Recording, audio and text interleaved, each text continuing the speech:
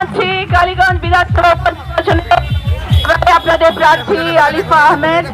আপনারা সবাই আলিফা আহমেদকে ভোট দেবেন, জোড়া ফুলে ভোট দেবেন, 1 নম্বরে বোতাম টিপে ভোট দেবেন। তৃণমূল কংগ্রেসের পাশে থাকবেন, মা মাটি মানুষের সরকারের পাশে থাকবেন। দিদির হাত আপনাদের বাসায় থাকলে আপনারা সবাই ভালো থাকবেন, পশ্চিমবাংলার মানুষ ভালো থাকবে। জয় বাংলা। 1 নম্বর বোতাম টিপে জোড়া ফুলে ভোট দেবেন আলিফা আহমেদকে। জয় বাংলা।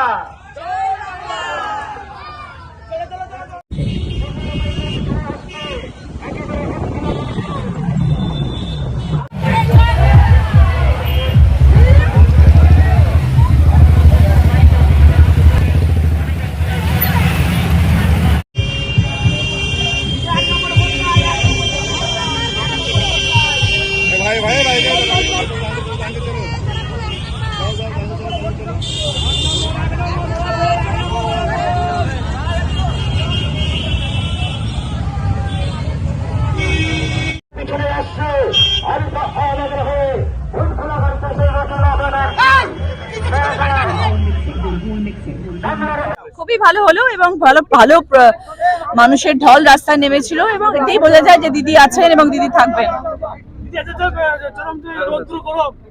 সে তো থাকবেই, প্রচারের সময় রোদ তো থাকবেই, আমাদের অভ্যেস হয়ে গেছে রোদে ঘোরা।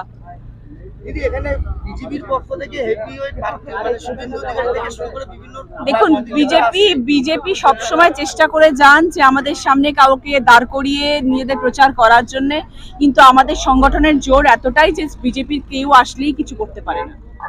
দিদি সকাল থেকে প্রচার করছেন, কিরকম সাড়া পাচ্ছেন? খুব ভালো সাড়া পাচ্ছি, প্রচুর মানুষের, এত গরম তারপরেও এত মানুষ রাস্তায় দাঁড়িয়ে আছেন, এতেই বোঝা যায় যে মা মাটি মানুষের সরকার।